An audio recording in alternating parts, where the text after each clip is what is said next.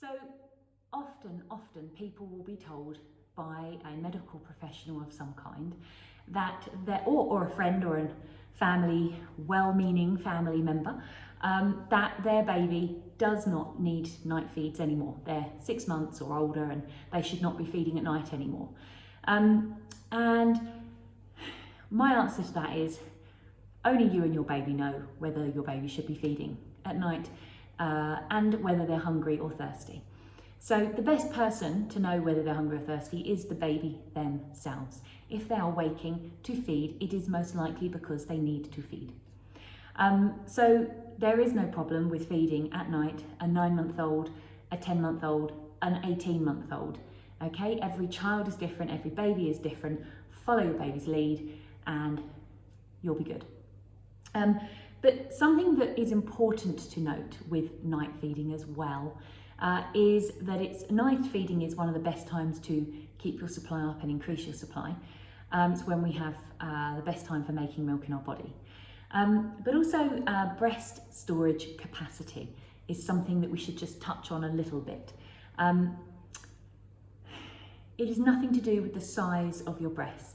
It is about the amount of milk contained inside your milk glands at the point of the day when you're making the most amount of milk.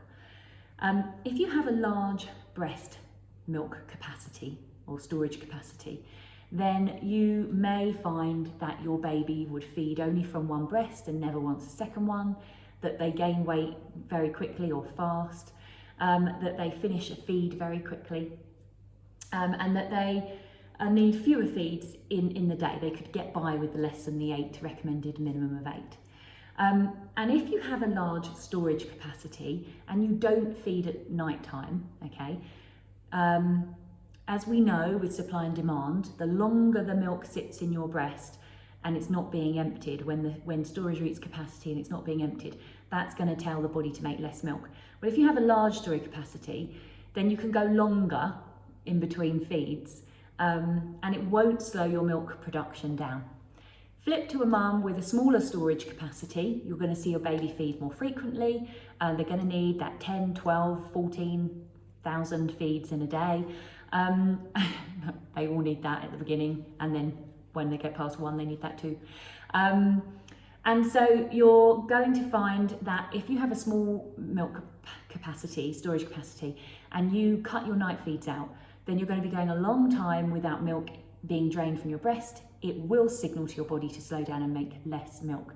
And then if that baby is a slow weight gainer, in the daytime there'll be less milk available for them, and they're potentially going to struggle to get as much weight and fat from the milk as they need. So night feeds are so important for such a long time past when most people tell you to keep doing it. And if you can keep doing it, it's going to be the best thing to do. And it's so important just to say with weight gain, if you have a baby that's gaining weight a little bit slower than you would like, but at the same time your paediatrician is telling you to cut night feeds out because that baby shouldn't be waking, well that's the difference between your paediatrician giving you medical advice and parenting advice. Because to me, it makes sense to say, if you have someone or a child that is gaining weight slowly, the best way to increase that weight is to feed more calories more often. And so if you cut a night feed out, then you're actually cutting calories in that 24-hour period for that baby. And that just does not make sense.